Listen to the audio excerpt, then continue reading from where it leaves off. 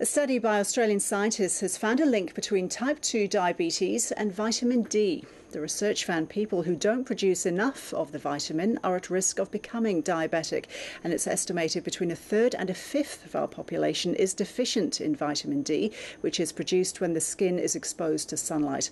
Peter Ebeling is from the University of Melbourne. He's also Professor of Medicine at Western Health. He was involved in the study and he joins me now. So, Peter Ebeling, if you are vitamin D deficient, how big is your risk of developing type 2 diabetes?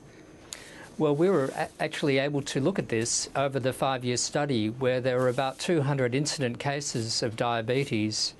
So for every 25 units that the vitamin D level went down, there was a 24% increase in the risk of getting diabetes, and that was independent of about 10 other risk factors that we looked at. So it's a significant increase in risk if you do have a low vitamin D level and other risk factors for getting diabetes. What is surprising is that so many people are vitamin D deficient, up to a third of the population, according to some estimates. Now, we're all wary of too much sun exposure, but how much is enough? Well, we've been working with the Cancer Council through Osteoporosis Australia. So we have some safe sun exposure guidelines that are available from the Osteoporosis Australia website. But in southern parts of Australia, you don't need much. You need about 10 minutes of sunlight exposure 4 or 5 times a week before 10 o'clock or after 2 o'clock to make enough vitamin D, but more in winter, say half an hour in the middle of the day.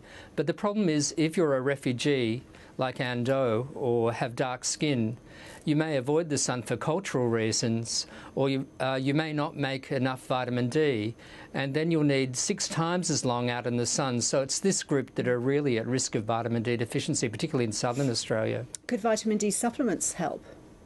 They can help. They're readily available over the counter. But for the refugee families, they need large quantities of vitamin D.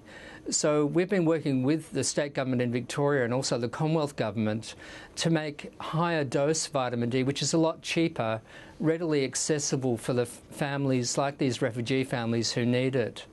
So could increasing vitamin D help people who already have type 2 diabetes control the condition? Well, there is some evidence that if you are vitamin D deficient and you have diabetes, that might help your diabetes control. So I think if you do have diabetes or you're at risk of having diabetes, it might be good to either take vitamin D or have a vitamin D level checked in your blood through your local doctor. Peter Ebeling, thank you. Thank you.